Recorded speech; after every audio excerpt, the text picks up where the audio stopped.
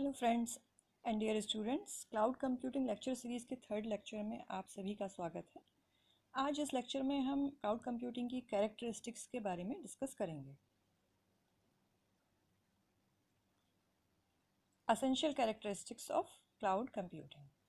तो basically there are 5 essential characteristics। 5 essential characteristics होती हैं जो हैं on demand self service, heterogeneous access, resource pooling, rapid elasticity and scalability और measured services. तो वन बाय वन देखते हैं।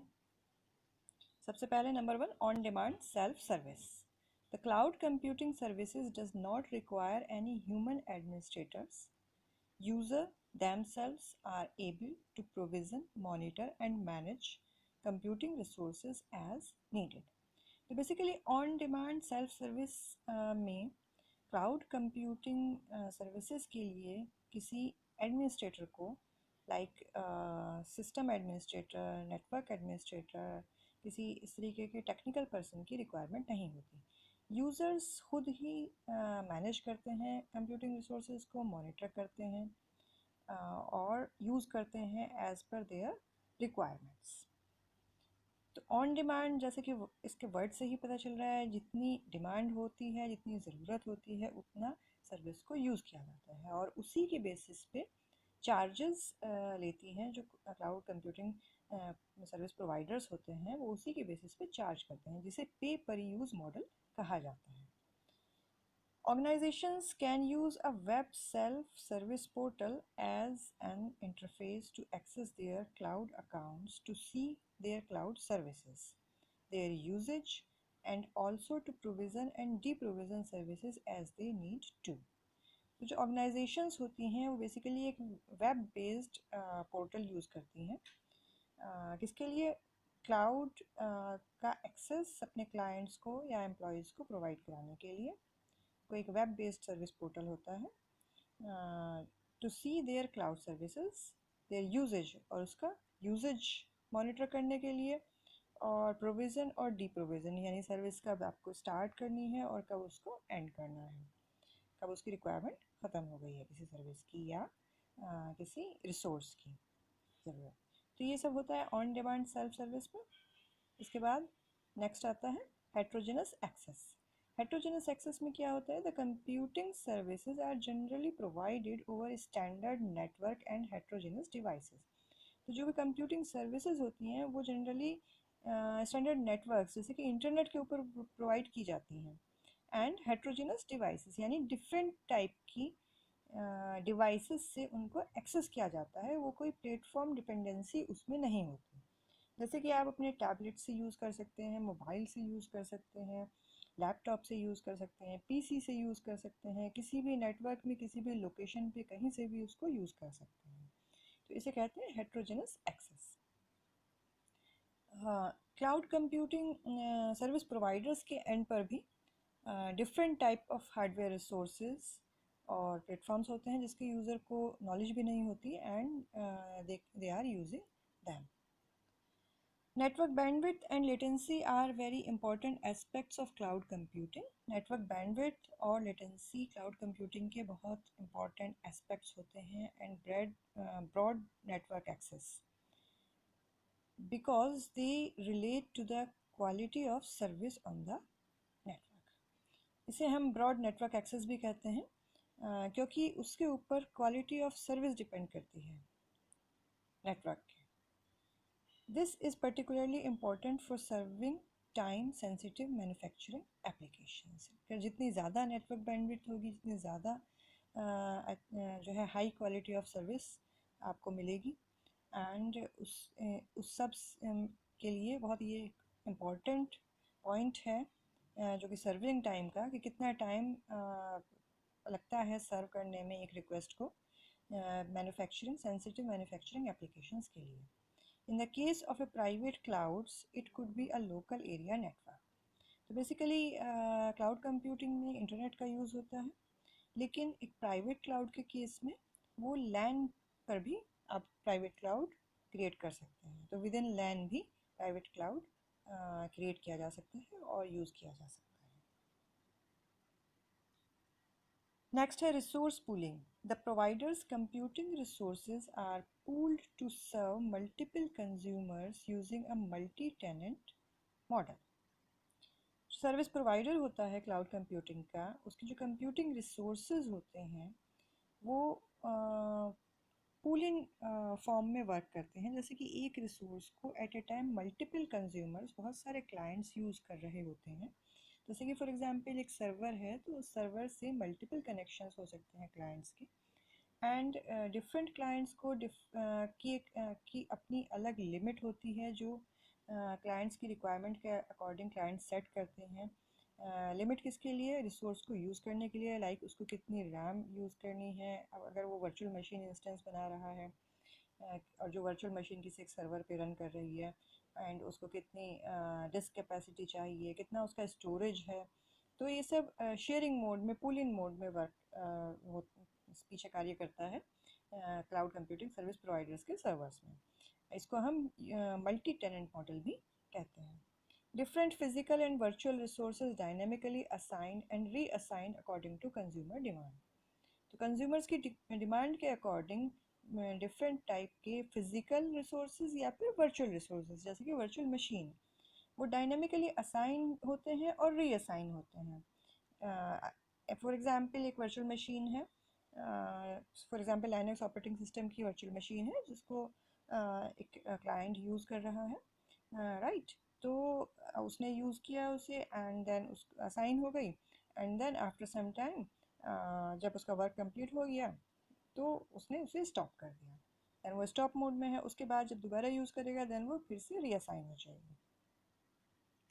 The IT resource example network, servers, storage, applications and services. ये सब IT रिसोर्सेज के अंदर आते हैं. क्या? Networks, servers, storage applications and services.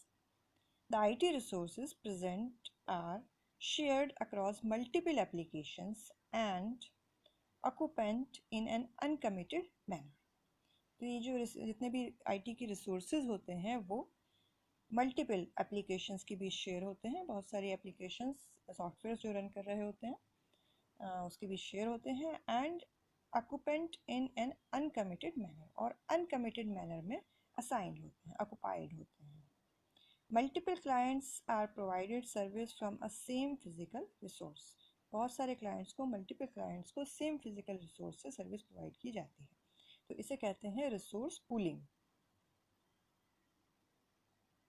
Next characteristics है हमारी measured service. The resource utilization is tracked for each application and occupant. तो इसमें क्या है कि सर्विस, मेजर्ड सर्विस का मतलब सर्विस को मेज़र करना. तो जो रिसोर्स का यूटिलाइजेशन होता है उसकी डिफरेंट एप्लीकेशन के लिए या एप्लीकेशन यूज़ करने वाले ऑक्यूपेंट क्लाइंट के लिए, जो एप्लीकेशन उस रिसोर्स को यूज़ कर रही है, तो उसका यूटिलाइजेशन का ट्रैकिंग, मेजरमेंट होता रहता है. It will provide both the user and the resource provider with an account of what has been used. तो ये जो इन्फॉर्मेशन होती है कि पर्टिकुलर रिसोर्स को या पर्टिकुलर एप्लीकेशन को कितना यूज़ किया गया है, ये यूज़र को भी एंड रिसोर्स प्रोवाइडर जो कि सर्विस प्रोवाइडर को भी इसकी इंफॉर्मेशन रहती है with the help of account, कितने यूजेज हुआ है. This is done for various reasons like monitoring, billing and effective use of resources. तो मॉनिटरिंग के लिए ये सर्विस होती है कैरेक्टरिस्टिक इसमें. एंड बिलिंग पर्पस के लिए, फॉर एग्जांपल जितना आप यूज़ करेंगे उतना ही आपका बिल जनरेट होगा. And effective use of resource, and resources के इफेक्टिव यूज़ के लिए. एग्जांपल एट ए टाइम अगर रिसोर्स यूज़ में नहीं है तो वो किसी दूसरे क्लाइंट को एलोकेट हो सकता है. It will provide analysable and predictable computing platform. तो इस तरीके से मेजर्ड सर्विसेज की हेल्प से एनालाइजेबल, यानी कि जिसे एनालाइज किया जा सके, एंड प्रिडिक्टेबल और प्रिडिक्ट किया जा सके, ऐसा कंप्यूटिंग प्लेटफॉर्म प्रोवाइड किया जाता है. This means that cloud resource usages, whether virtual server instances that are running or storage in the cloud. इसका मतलब जो क्लाउड रिसोर्सेज का यूजेज है, वेदर या तो वर्चुअल सर्वर इंस्टेंसेस हैं या फिर स्टोरेज है जो कि क्लाउड में रन कर रहा है, गेट्स मॉनिटर्ड, उसकी मॉनिटरिंग होती रहती है, measured and reported by the cloud service provider. तो उसकी पूरी मॉनिटरिंग एंड उसको यूजेज को की मॉनिटरिंग, कितना उसका यूजेज का मेजरमेंट मेज़र करके ये क्लाउड सर्विस प्रोवाइडर यूज़र को रिपोर्ट करता है। The cost model is based on पे फॉर व्हाट यू यूज़ और पे पर यूज़। इसे पे फॉर व्हाट यू यूज़ और या पे पर यूज़ मॉडल कहते हैं। The payment is variable based on the actual consumption of the manufacturing organization. तो जो पेमेंट होता है वो ऑर्गेनाइजेशन के एक्चुअल कंजप्शन पे डिपेंड करता है, रिसोर्सेज के। जितने रिसोर्सेज आप यूज़ करोगे उतना आप पेमेंट आपको चार्ज किया जाएगा। नेक्स्ट है rapid elasticity and scalability. The computing services should have IT resources that are able to scale out and in quickly and on as needed basis. Computing services should have IT resources. जो computing services के पास जो IT resources होते हैं service providers के पास, cloud computing service providers के पास, वो उन्हें scale out या स्केल इन क्विकली कर सकें। ठीक है, तो स्केलेबिलिटी इसको कहते हैं कि फॉर एग्जांपल अगर नीड है, प्रोवाइडर मस्ट हैव फैसिलिटी कि उसको ऑन डिमांड अगर नीड पीक पे पहुंचती है, ज़्यादा अराइज होती है, तो वो उतना इंफ्रास्ट्रक्चर प्रोवाइड करा सके। Whenever the user requires services, it is provided to him and it is scale out as soon as its requirements gets over. तो जैसे ही यूज़र्स की जो सर्विसेज की रिक्वायरमेंट है वो आती हैं तो वो उसको मिलनी चाहिए, और जैसे ही वो ख़त्म हो जाती हैं तो रिक्वायरमेंट्स को as soon as gets over complete requirement gets over होने के बाद स्केल आउट हो जाता है। Another feature available for rapid elasticity and scalability in the cloud is related to testing of manufacturing applications. एक दूसरा फीचर है जो कि रैपिड इलास्टिसिटी एंड स्केलेबिलिटी से रिलेटेड है, वो है testing of manufacturing applications. Different applications की testing. If a manufacturing organisation, यहाँ मैन्युफैक्चरिंग ऑर्गेनाइजेशन का एक एग्जाम्पल लिया गया है, तो if a manufacturing organization needs, for example, a few virtual machines to test a supervisory control and data acquisition SCADA system before they roll it out in production. तो for example अगर किसी manufacturing organisation को अपने SCADA system को test करना है इससे पहले कि वो उसको प्रोडक्शन के लिए यूज़ करें, they can have it up and running in minutes.